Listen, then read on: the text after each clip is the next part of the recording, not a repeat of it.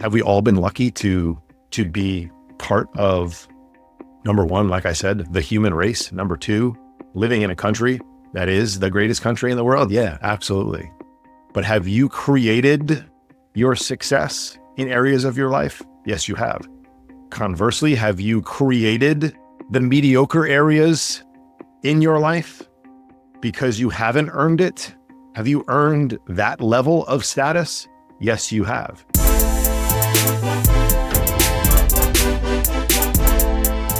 My name is Brian Pannuzzo. I'm an executive coach that helps successful professionals get wealthy.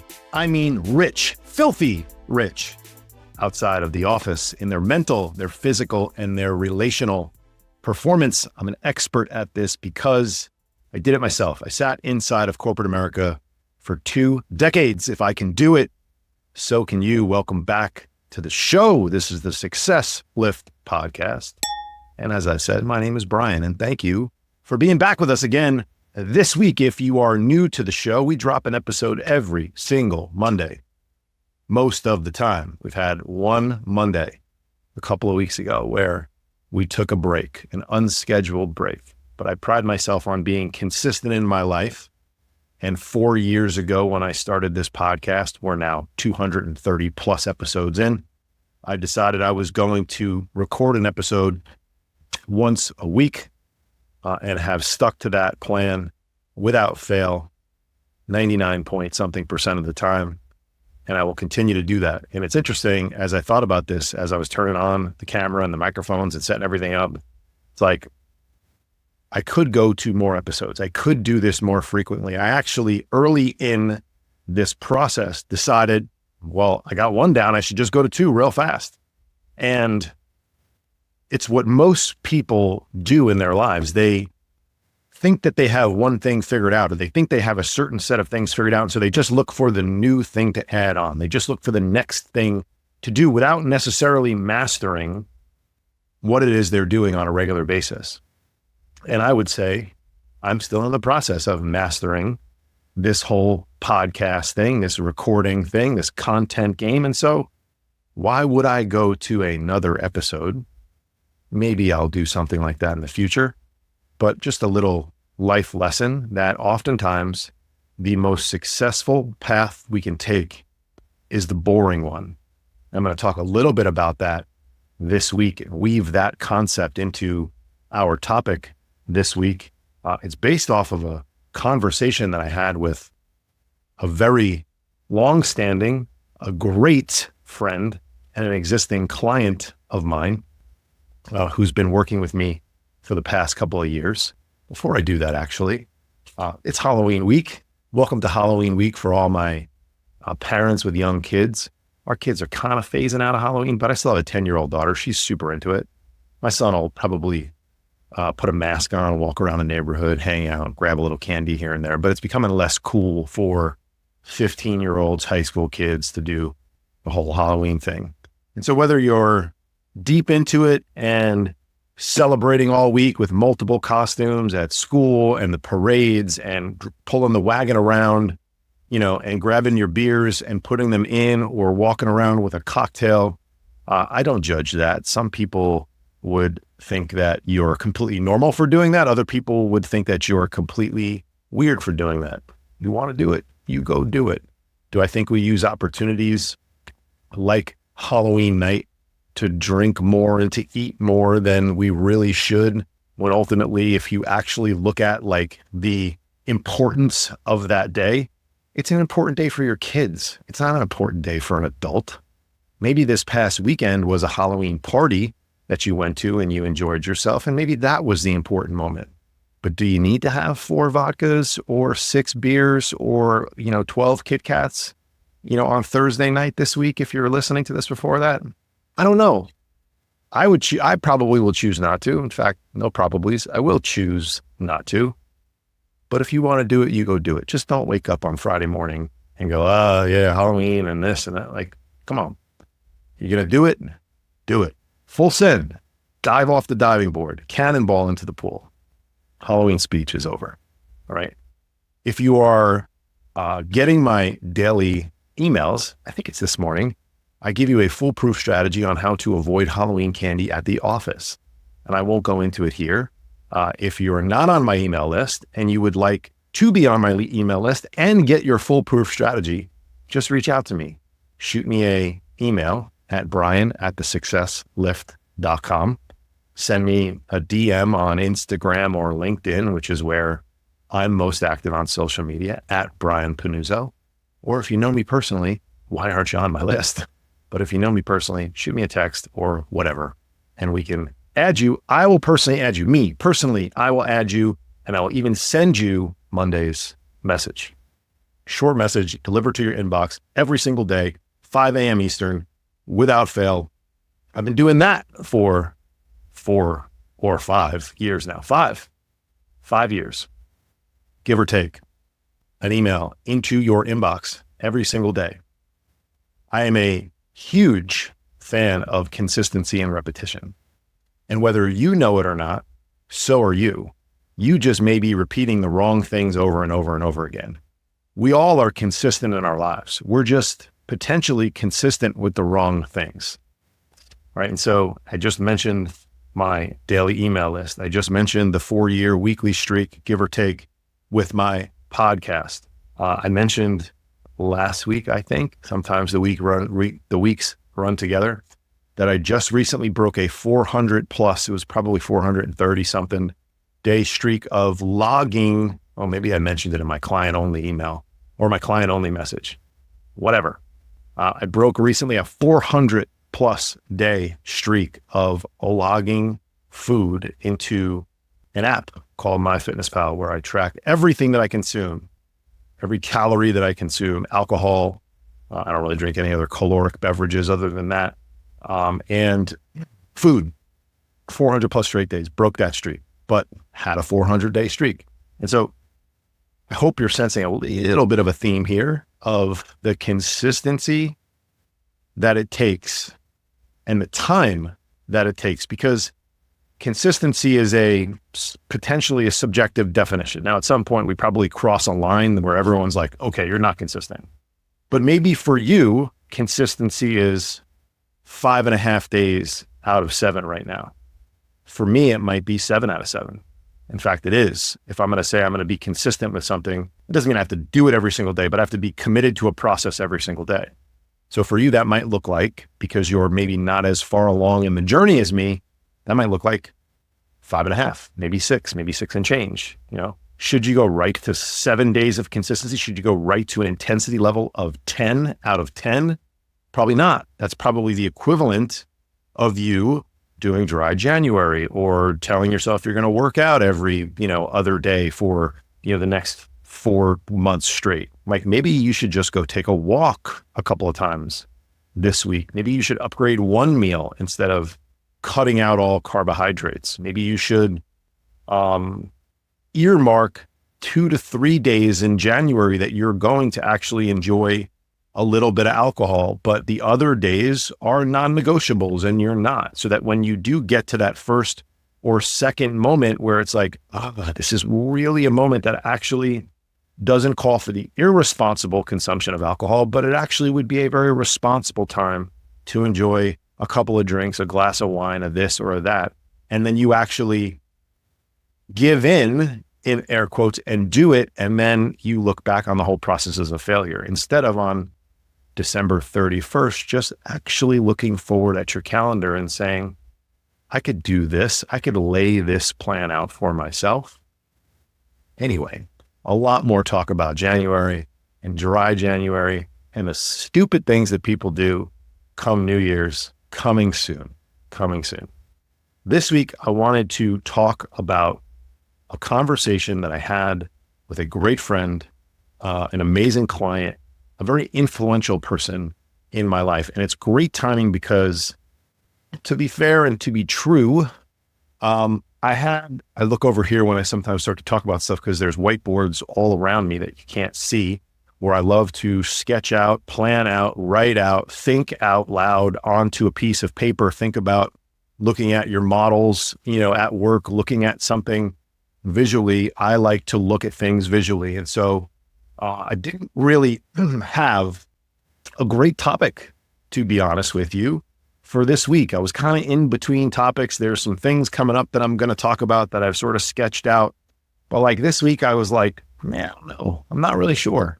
And of the 230 plus episodes, I'm usually very planned out, very methodical. I put a lot of time into what I want to say. I don't just flip the camera on, turn the mic on and go, frick it, I'm just going to figure it out as I go.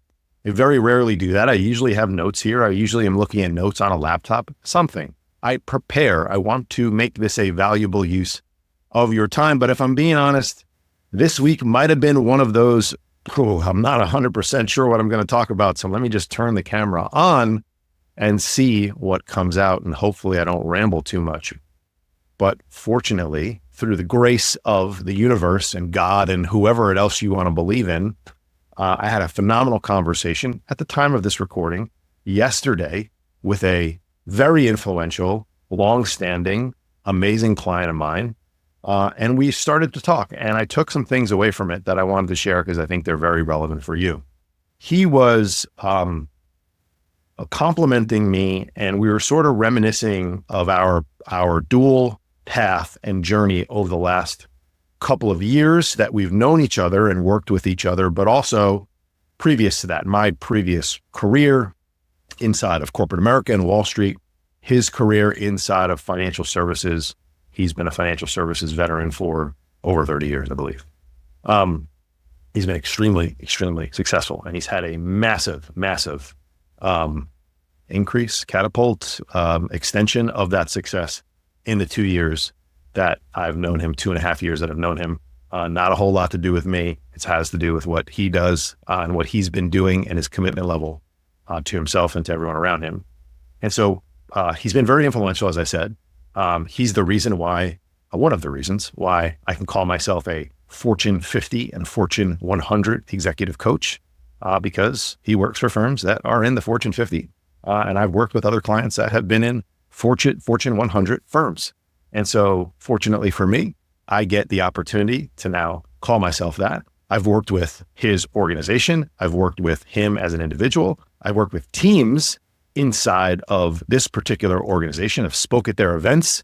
I've been very integrated into the culture inside of his organization.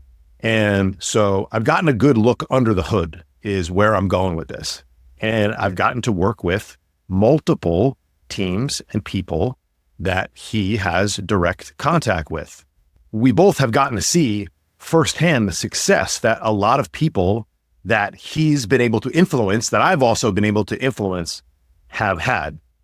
And he was complimenting me on my expansion, on my growth, on my evolution as a coach, as a person. He gets to see firsthand what I do. My clients are very in touch with what I do on a daily basis. We are highly connected. We hold each other accountable.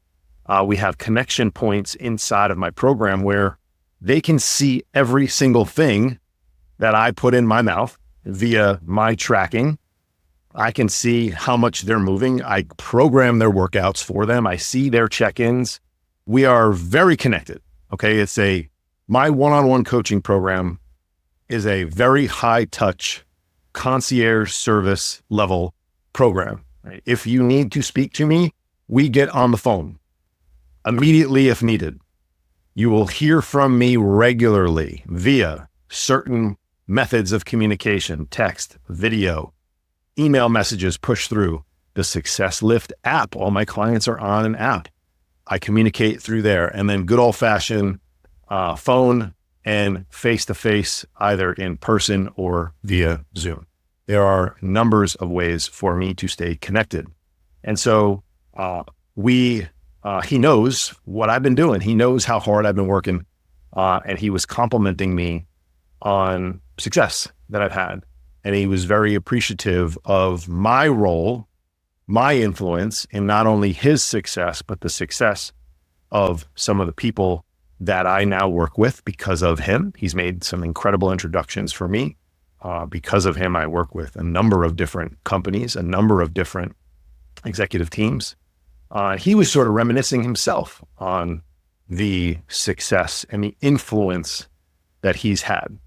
And so let me get past all of this, lovey-dovey stuff between the two of us and what's really important.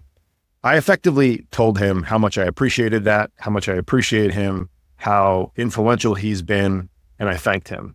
And he said, a couple of words to me, but he said two that really stuck out. He said, "Hey man, all good. You can be appreciative, but it's earned." Okay. He reminded me that I earned his admiration. I earned his respect. I earned the fact that he is still working with me over 2 years after hiring me. And it's not because he hasn't made any progress. He hasn't gotten any results. He's at the lowest weight he's been in, 20 plus years, I think. He's ascended through the ranks of his company and gotten promoted and taken on new responsibilities.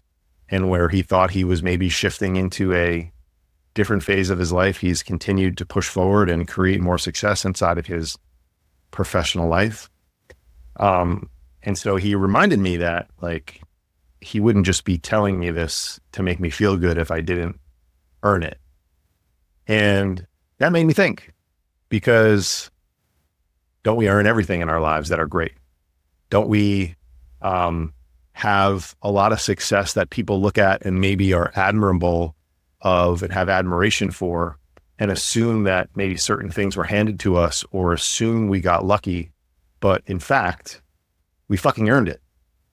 And so I know the success that you've created in your professional life, you've earned.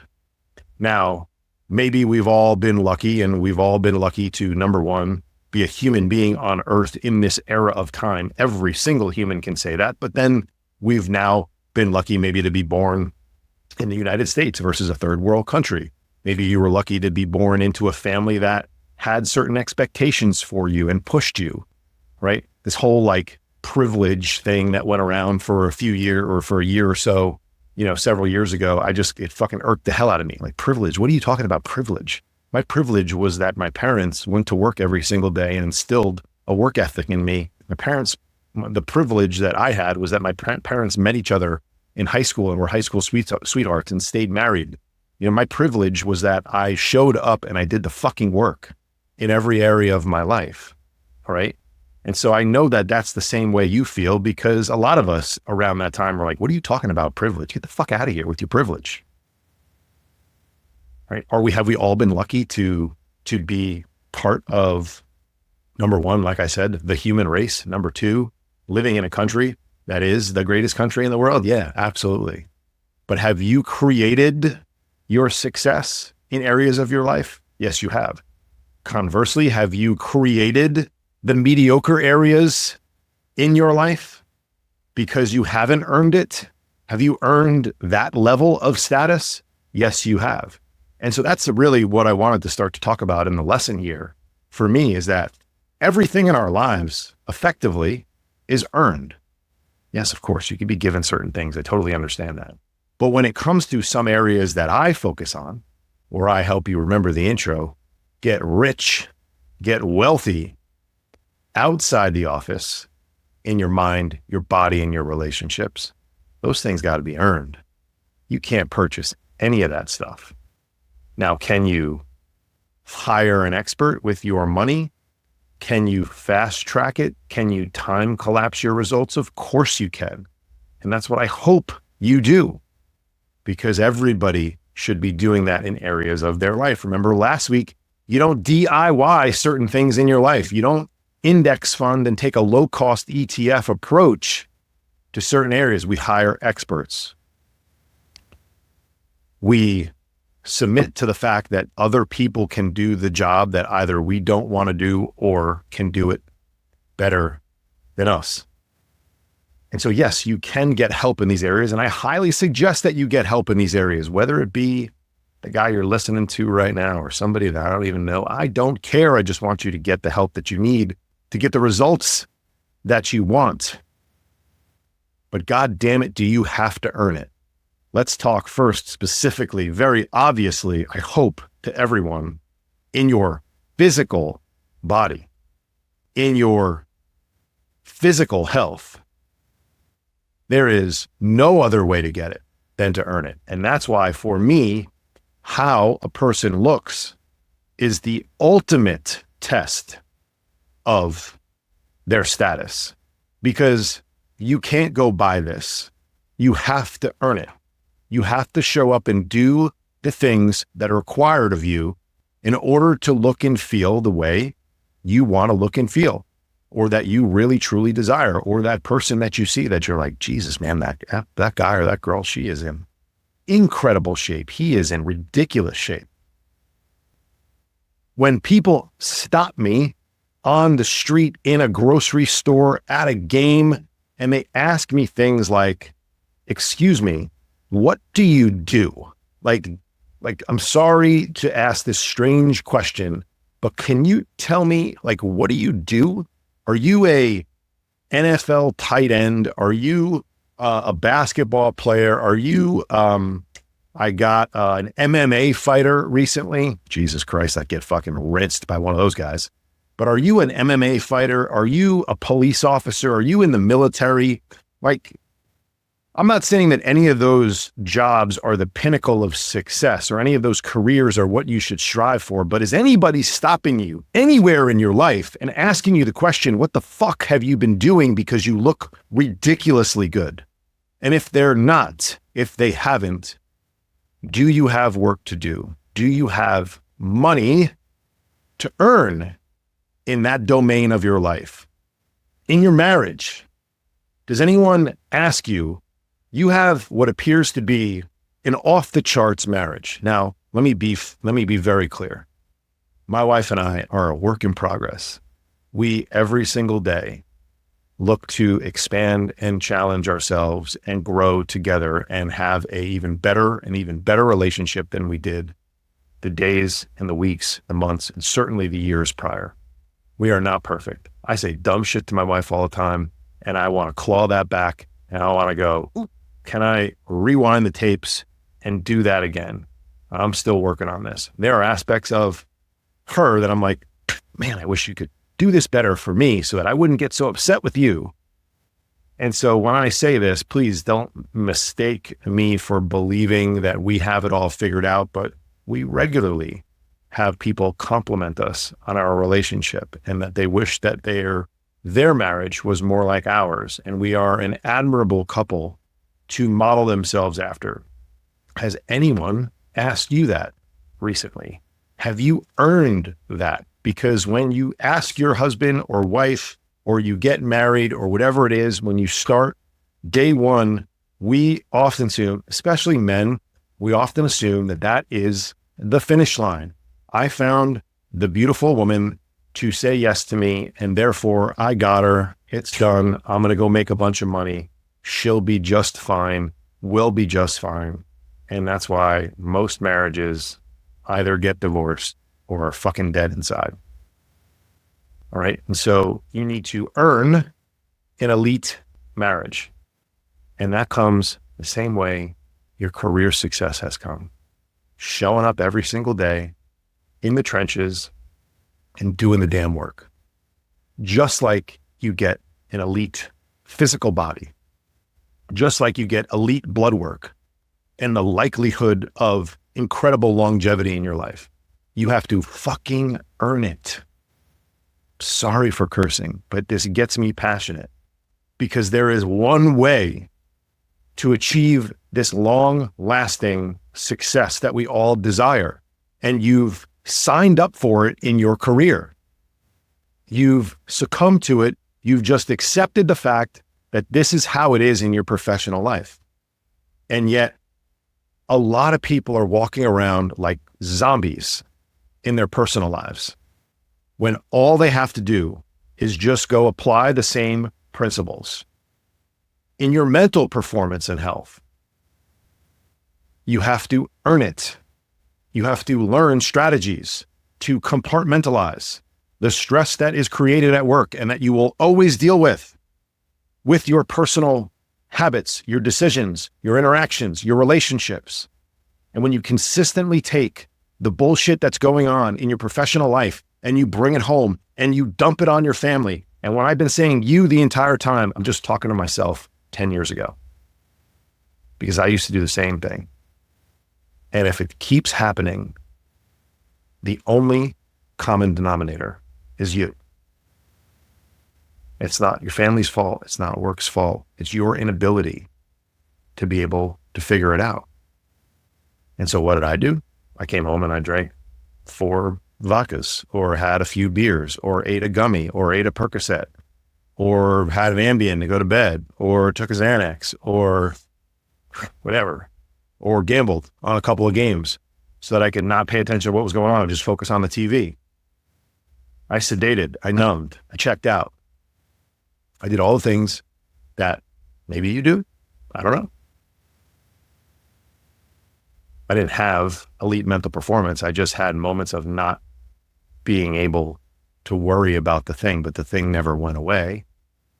And I never really learned how to deal with it, because all I did was just develop destructive habits. And so you have to earn your elite performance there as well. And so to wrap this all up, boys and girls, men and women, is that success in our lives is achieved one way. It's earned. And the formula for that success is fairly similar. You need a plan that works. You need a plan that works for you. The perfect plan will never do as well as the plan that is perfect for you. And so if that plan doesn't look like some magically crafted dry January with 5 days a week of working out with celery juice and fasting and cold plunging and sauna every single day, 4 days a week, if that's not the perfect plan for you, I would encourage you to find the perfect plan. And if the perfect plan involves having a cocktail or 2, 3 times in the next 10 days, because you have 3 different events that you need to navigate. If it involves having pizza with your kids on a Saturday night, if it involves having a couple of Kit Kats on Thursday, if that's your jam, that plan, if executed properly, will result in more long-term success than the perfect plan. But any way you cut it, it must be earned. It cannot be purchased. There is no shortcut.